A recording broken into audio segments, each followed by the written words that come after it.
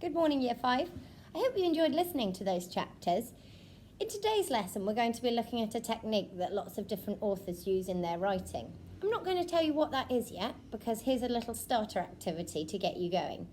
You're going to see some of the Year 5 teachers behaving in a certain way, and I'd like you to think about how they're feeling.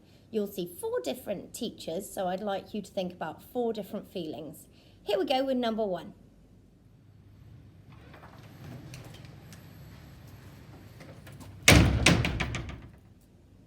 This is your second teacher.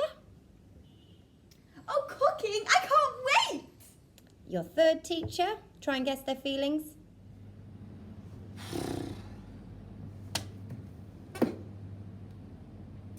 And your fourth and final teacher. How are they feeling?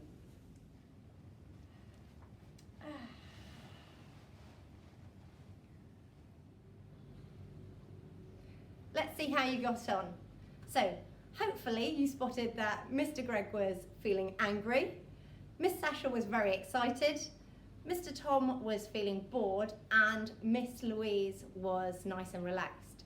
But how did you know that? Let's have a think about that. So these are some of the things that I noticed. I could tell Mr. Greg was angry because he slammed the door. He came in with clenched fist and then walked very quickly. Miss Sasha showed she was excited with her quite high-pitched voice. She was waving her hands and her face was smiling. I could see she was happy. Mr. Tom looked very bored. He sighed, he was leaning on his hand, then he slumped in his chair. Miss Louise is relaxed. Interestingly, she also sighed, but putting that with the other clues of her lying down and with her hand behind her head, that showed me she was really relaxed. So in today's lesson, we're learning to show, not tell, a character's emotions. So we're not going to say how they're feeling, if they were worried or nervous. We're going to show it through their behaviour, their body language and their actions. Take a look at this slide.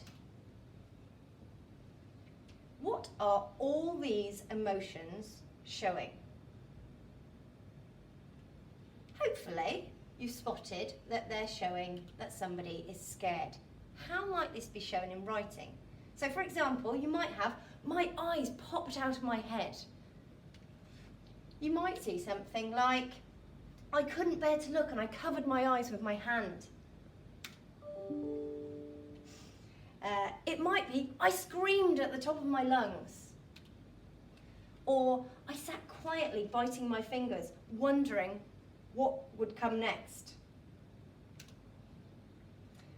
I could feel my heart beating rapidly like a drum in my head.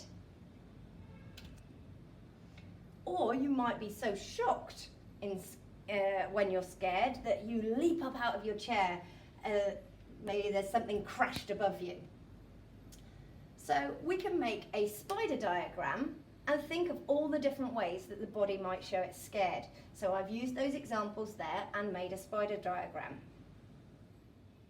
So your main task today is to choose 2 emotions, and we'd like you to make a spider diagram of the ways that the body might show that emotion.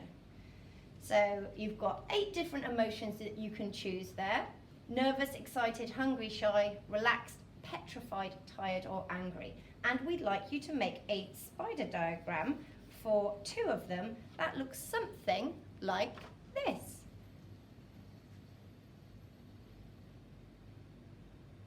Okay.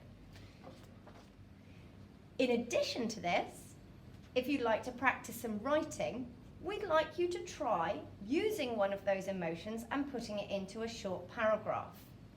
So here I have an example from my scared emotion. Laurie crept along the path, hands trembling at her side. In the distance, a flashlight flickered in her direction. She dashed behind the nearest tree and cowered there, hoping whoever it was hadn't spotted her. Got you! A heavy hand landed on her shoulder, squeezing painfully. I didn't do it, Laurie whimpered. I promise. So in this example, I've also underlined all the show not tell of being scared. Finally, if you're still looking for a challenge, you could go to chapters 2 and 3 of our story. The PDF is attached to the Google Classroom. And can you spot any show not tell within those chapters?